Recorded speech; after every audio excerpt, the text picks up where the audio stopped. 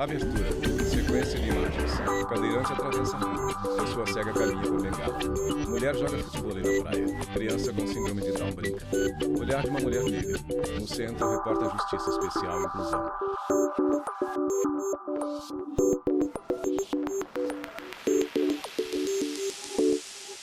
Cão revira restos de lixo. Mulheres em bairro com lixo nas ruas. Lixo composto por pneus e restos de embalagens plásticas. Pessoas caminham por ruas sem asfalto.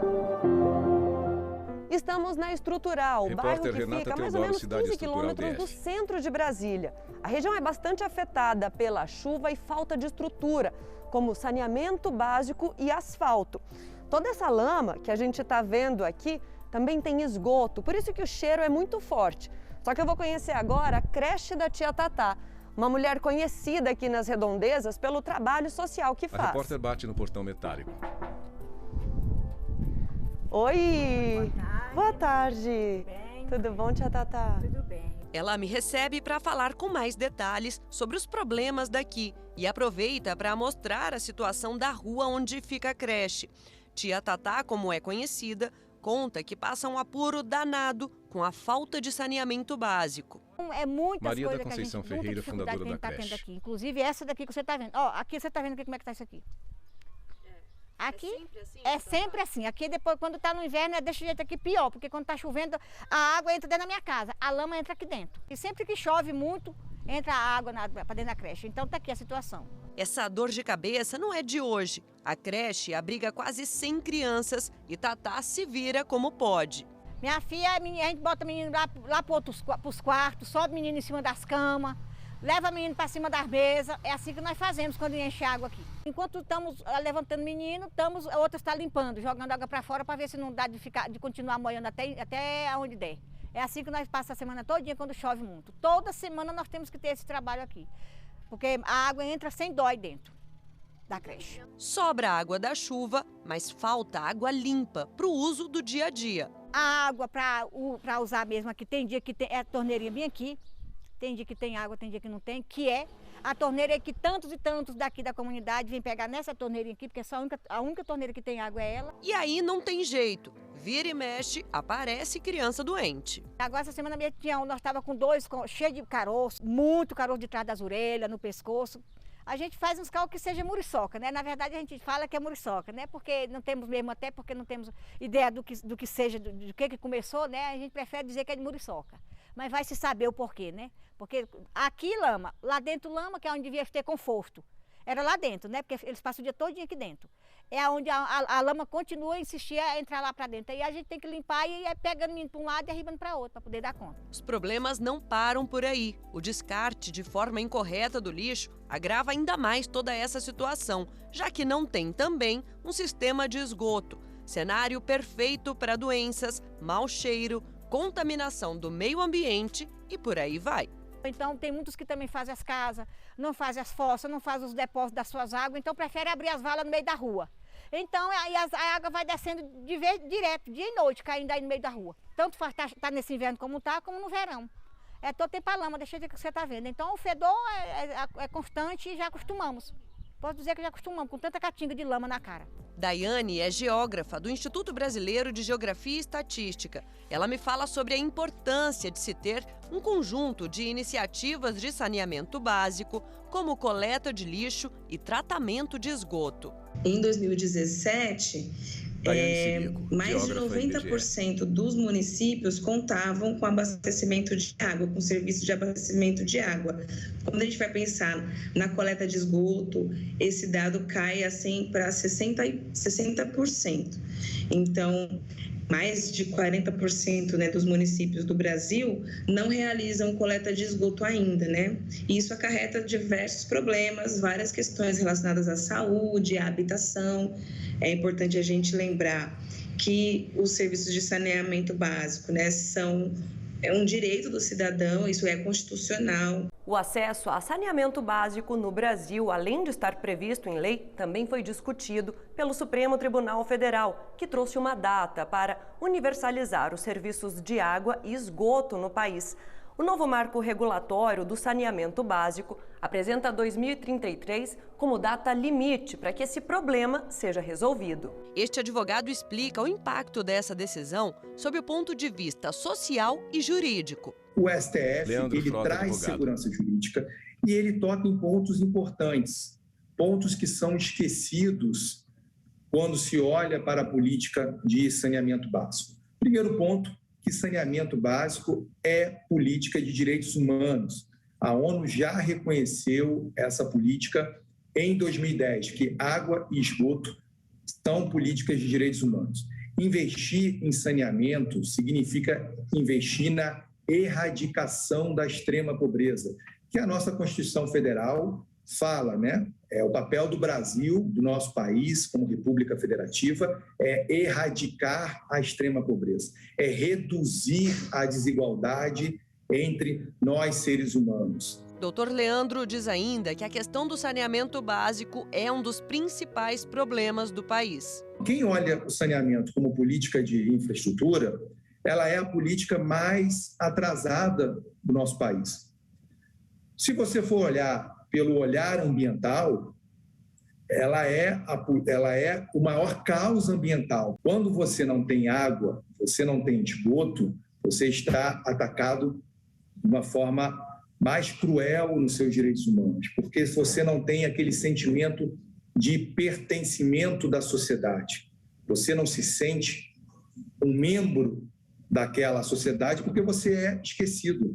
Você não tem o mais fundamental, que é a água. Um levantamento do Instituto Trata Brasil mostra que o país não trata praticamente a metade dos esgotos que gera.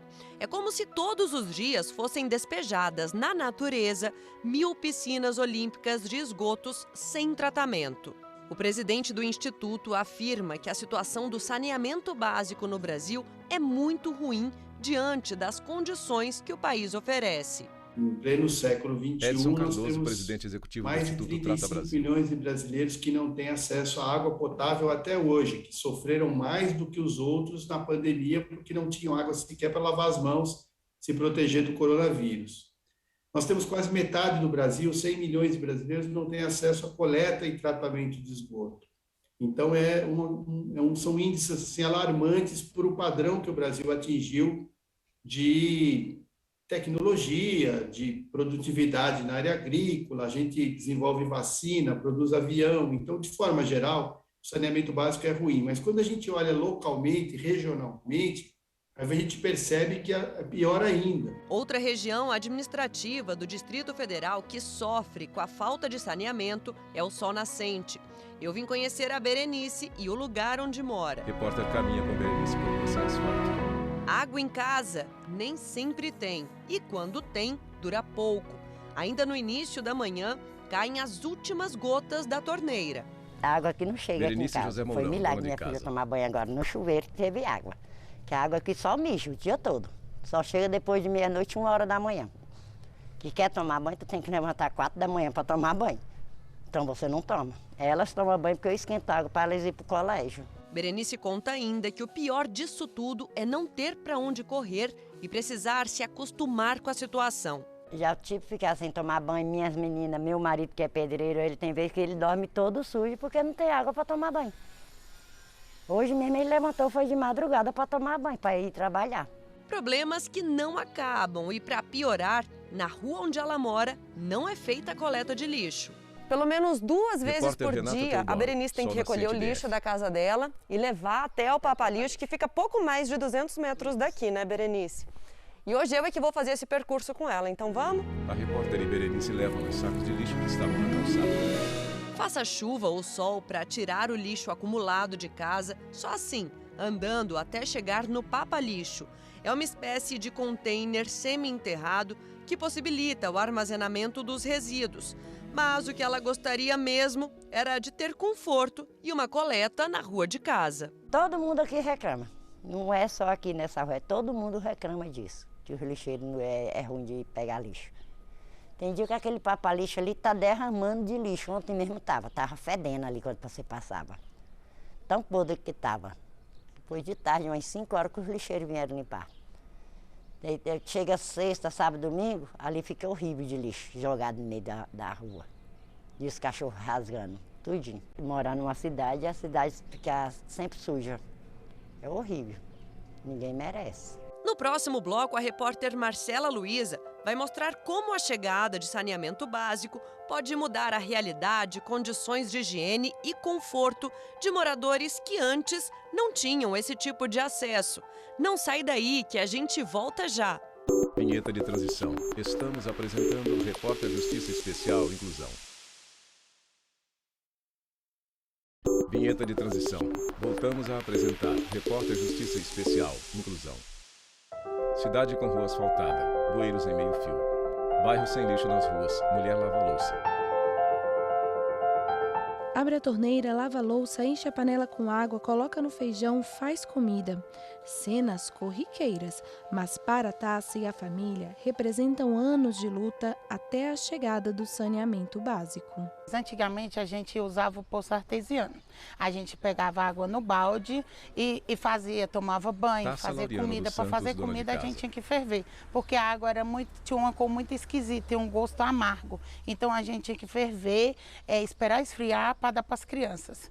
Aqui demorou muito para ver um saneamento básico, aqui junto com a água, porque aqui primeiro foi ver o saneamento para depois vir a água. Aqui demorou mais ou menos uns 10 anos para vir a água.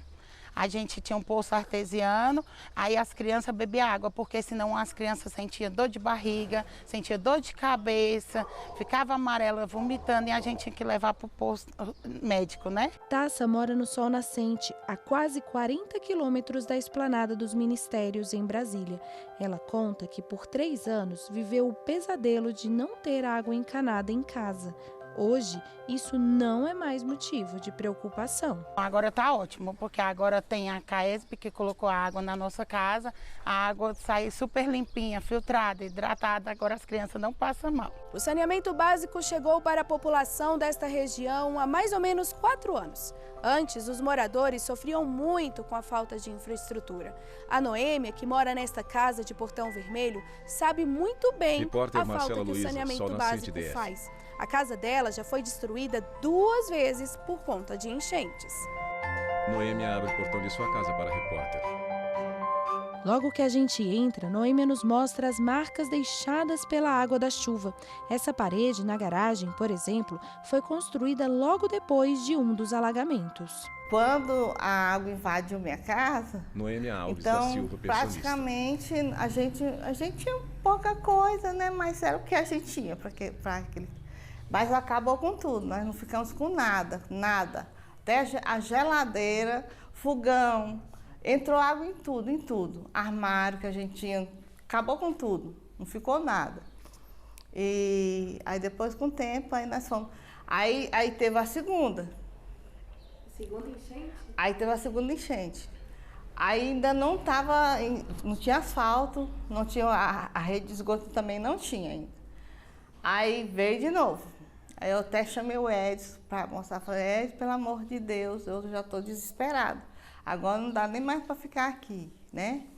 E aí depois todo mundo, não, mas vai com calma, que isso aqui vai melhorar. Aí passou, acho que da segunda, passou uns meses, aí começou a fazer o asfalto, começou a fazer negócio da rede de esgoto. Aí pronto, ficou mil maravilha, ficou ótimo. Tássia e Noêmia não estão sozinhas. Água encanada e coleta de esgoto são serviços que todo mundo quer. Pensando nisso, o novo Marco Legal do Saneamento, aprovado em 2020, tem o objetivo de garantir a todos os brasileiros um saneamento básico de qualidade. O saneamento básico, até 2019, ele era regido por um marco regulatório de 2007, que era a Lei 11.445, que trouxe as bases da regularização dos serviços de saneamento, as primeiras obrigações, e foi uma lei muito comemorada pelo setor, porque a gente não tinha um marco legal do saneamento, que é histórico. Mas, em 2018, quer dizer, 11 anos depois da lei, todo mundo concluiu, governo, sociedade, empresas, concessionárias, que aquela lei não tinha sido suficiente para trazer os avanços que o Brasil esperava. A gente tinha progredido muito pouco em 11 anos. Então, sentiu-se a necessidade de trabalhar um novo marco legal. Então, foram mais de 4 anos de debate, dentro e fora do governo, no parlamento, para se chegar no novo marco legal que foi promulgado em 2020. O novo marco legal do saneamento estabelece metas a serem cumpridas até 2033. As principais são atender 99% dos brasileiros com água potável e 90% com coleta de esgoto.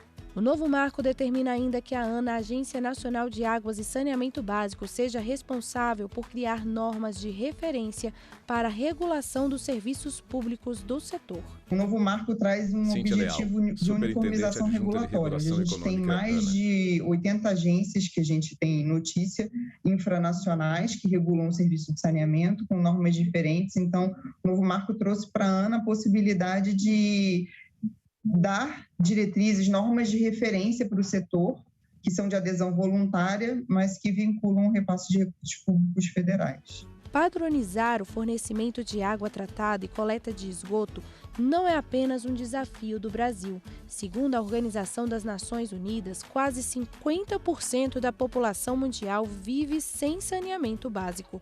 Para chamar a atenção da sociedade para o problema, a ONU criou o Dia Mundial do Banheiro, celebrado em novembro. O saneamento básico não é um direito apenas para quem está do portão de casa para dentro. As pessoas em situação de rua, por exemplo, também precisam ter acesso à água tratada e estrutura para a higiene pessoal. Aqui no setor comercial sul, região central de Brasília, a comunidade local se uniu e, em plena pandemia, conseguiu reabrir o banheiro público que estava fechado há mais de 15 anos. Banheiro público no setor comercial sul, lugar dividido em banheiro masculino e banheiro feminino. É um banheiro que toda a comunidade ajuda a cuidar, protege, defende e é utilizado por pessoas em situação de rua, coordenador do Instituto comerciantes, por ambulantes e qualquer outra pessoa que trabalha e passa ali pelo setor comercial sul. Então, todo dia são mais de 70 banhos tomados ali e se você ficar olhando ali por 10 segundos, você vai ver 10 pessoas entrando e saindo. É bem movimentado e a sensação de muitas pessoas é que ali é um oásis ali no setor comercial sul. Tá um banheiro limpo e novinho, né? Tudo em ordem. Limpeza, organização e até espaço para tomar banho. Acredite, com absorvente higiênico para quem precisa. Alda gostou do que viu. Achei muito limpo. A primeira coisa que eu vi foi uma caixa com sabonete, né? E as dependências do banheiro, tudo limpo, organizado, lixeiro trocado, né? Sabonete à disposição para lavar as mãos e o chão totalmente seco, bastante higienizado. Quando eu entrei, tinha uma senhora tomando banho, já tinha banhado as suas 2 crianças, né, e ela estava bastante agradecida. Eu vi ela agradecendo a pessoa responsável pela higienização do lugar. Então, eu fiquei satisfeita, fiquei comovida. Inclusive, já peguei o Pix, que está ali, né? Você pode ver ali na placa o Pix, né? Para também estar contribuindo, porque eu sei a importância desse serviço social. No próximo bloco, o repórter Leonardo Ferreira mostra projetos sustentáveis de saneamento básico. Você vai conhecer um banheiro seco e uma fossa ecológica de Bananeiras. Não saia daí, a gente volta já já. Vinheta de transição. Estamos apresentando o Repórter Justiça e Especial Inclusão. Vinheta de transição. Voltamos a apresentar o Repórter Justiça Especial Inclusão. Esgoto a céu aberto. Cano por onde passa dejetos líquidos despeja conteúdo em vala de concreto. Enquanto a ciência investiga e descobre a cura para tantas doenças, milhares de pessoas morrem todos os anos pela falta de saneamento básico. A água contaminada e o esgoto não tratado afetam a saúde pública, a economia e o desenvolvimento social do país. Esgoto encanado cai em rio. Afeta a qualidade Alceu Bittencourt, presidente da Associação Brasileira de Engenharia Sanitária e Ambiental. Com a contaminação das áreas de disposição de lixo inadequado, com a contaminação, poluição dos rios, né? Então é uma coisa que afeta todo o ambiente, não só as pessoas que têm menos condições econômicas, mas toda a cidade acaba sendo afetada por um ambiente deteriorado e por falta de um serviço adequado de saneamento básico. Quando se trata de crianças, as doenças levam ao afastamento da escola e o afastamento recorrente da escola leva a uma piora do desempenho escolar. Lá no futuro, quando ele se formar, ele vai ter uma deficiência, né?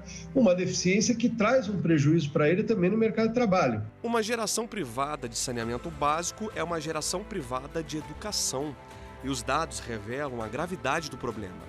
Segundo a ONU, no mundo, por dia, cerca de 700 crianças com menos de 5 anos morrem em decorrência de doenças e infecções causadas pela falta de saneamento. Crianças coletam água misturada ao barro. Para todo problema, uma solução. Aliás, algumas soluções. Porque quando a gente fala sobre saneamento básico, há muitas iniciativas bacanas e simples. No interior de Pernambuco, a ONG Diaconia desenvolveu o banheiro redondo para dar mais dignidade e qualidade de vida aos produtores rurais. O banheiro redondo, ele traz um impacto muito forte para as famílias em si, coordenadora de projetos da ONG Diaconia. Mulheres, que além de ter a sua dignidade, provida, ainda existe a possibilidade de reutilização de água para plantios ao redor de casa. Funciona assim. A água da pia e do chuveiro passa por uma caixa de gordura e um filtro que retém os resíduos. Depois vai para outro recipiente que elimina as impurezas e filtra a água armazenada em um tanque. Em seguida, ela pode ser utilizada nas lavouras. Ele tem muitos lados bons, né? Que a gente... Iraneide de Oliveira, produtora rural. Precisa muito para não tomar banho no relento, nem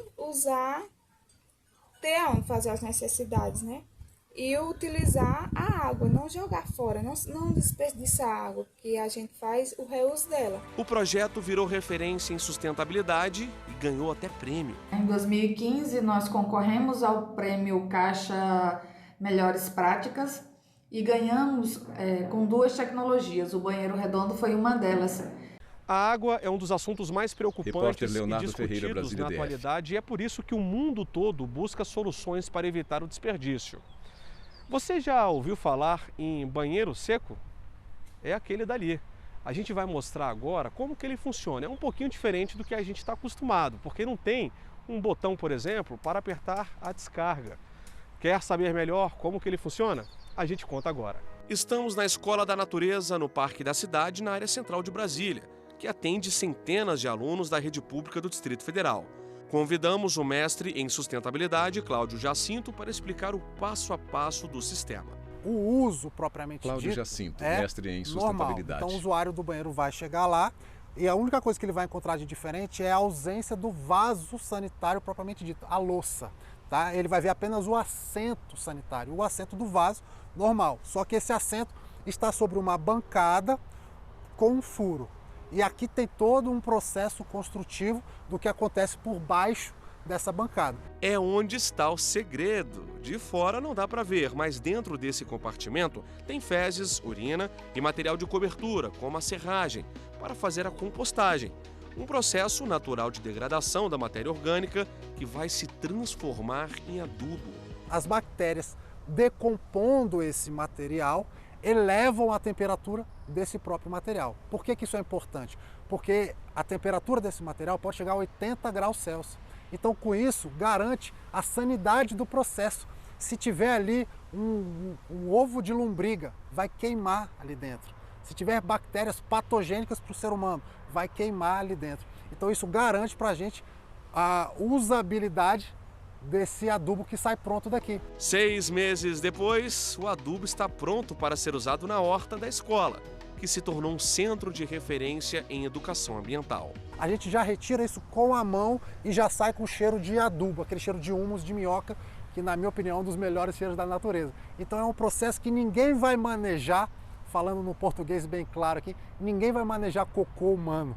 A gente só vai ver o adubo pronto depois. Então é fantástico esse elemento e a gente economiza a cada uso 10 litros d'água a menos. Uma vitrine agroecológica que abre as portas para crianças e adolescentes que saem daqui muito mais conscientes. A princípio causa uma estranheza, mas Freitas, eles começam a compreender, a fazer reflexões conosco sobre, né, o nosso papel no meio ambiente. E aí eles saem daqui bem impressionados. E por falar em reflexão, Vanusa sempre conta a mesma história para os alunos, que serve para a gente também.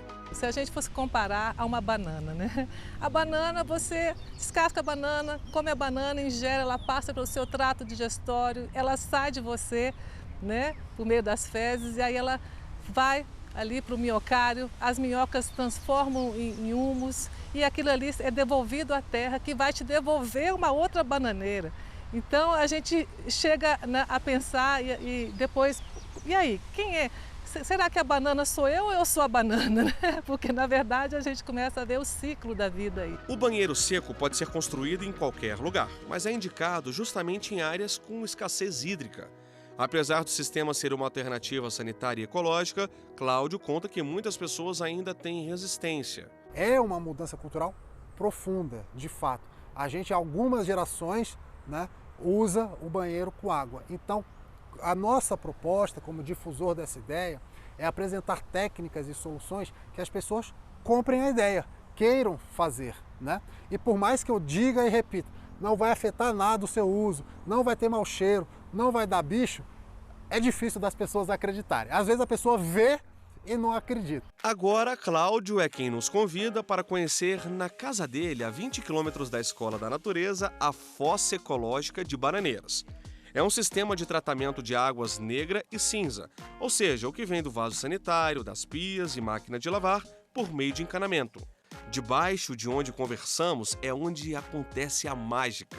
Os resíduos que poderiam contaminar o solo ou os cursos hídricos, aqui são nutrientes para as bananeiras. A gente tem uma vala, um buraco cheio de matéria orgânica. O que é a matéria orgânica? Resto de podas das árvores do local, resto de capim que você cortou, folhas secas que caíram. Então você faz uma macega grandona ali de matéria orgânica e traz o encanamento para cima dessa matéria. Então você tem uma massa ali, um volume de mais de 1 metro cúbico de matéria orgânica e a água cinza com sabão, toda essa sujeirinha, vai embebendo essa massa. E aqui começa a acontecer o que a gente chama de compostagem. Cláudio conta que muitas pessoas se assustam quando descobrem que as bananeiras se alimentam do esgoto e questionam se não há perigo de comer uma fruta contaminada. O contaminante que tem aqui, se tiver, são as bactérias chamadas genericamente de coliformes fecais. Essas bactérias,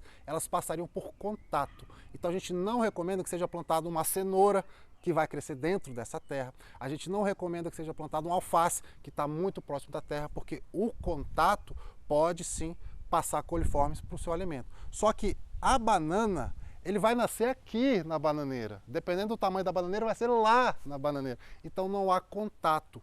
Tudo isso que entra dentro da planta através das raízes e passa pelo processo metabólico, esse eventual patógeno, essa eventual bactéria, ela é um outro ser vivo.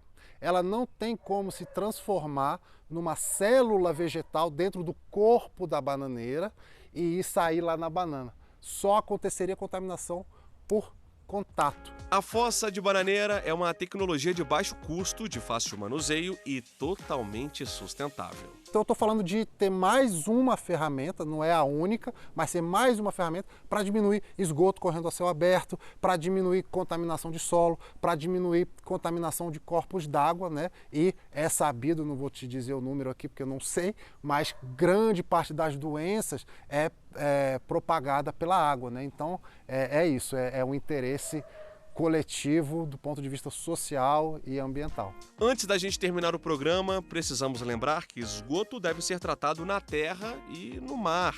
Não é novidade para ninguém que os cursos hídricos são os principais receptores do despejo irregular, contaminando a água e a biodiversidade marinha.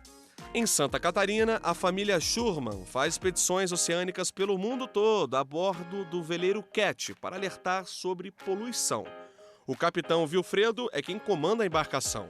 Ele explica que, além do esgoto ser tratado aqui, há várias iniciativas sustentáveis. Aqui nós temos a nossa compostagem, né? O nosso lixo, entende? É feita a compostagem. Nós temos 2 hortas, nós temos a nossa salsinha, manjericão, na popa do barco. Né? As pessoas ficam muito espantadas que nós temos horta no barco. Nós temos tratamento de esgoto, todo o nosso tratamento de esgoto, entende? É feito aqui, é aeróbico, né? É um processo, depois passa por 3 luzes ultravioletas que mata tudo e todos os vírus, realmente e é uma tecnologia aqui brasileira. E assim a gente termina o Repórter Justiça desta semana. Já segue o nosso perfil no Instagram, é o TV Justiça Oficial. No YouTube, o canal é o mesmo. Se quiser entrar em contato com a nossa produção, o e-mail é o reporterjustiça@stf.jus.br. Até a próxima! Créditos finais. Produção Joyce Guiz e Bárbara Ricardo. Montagem Renata Teodoro, Marcelo Luiz e Leonardo Ferreira. Edição de texto Leonardo Ferreira. Cabelo e maquiagem Kellen Matheus. Cinegrafia Jefferson Martins e Lázaro Filho.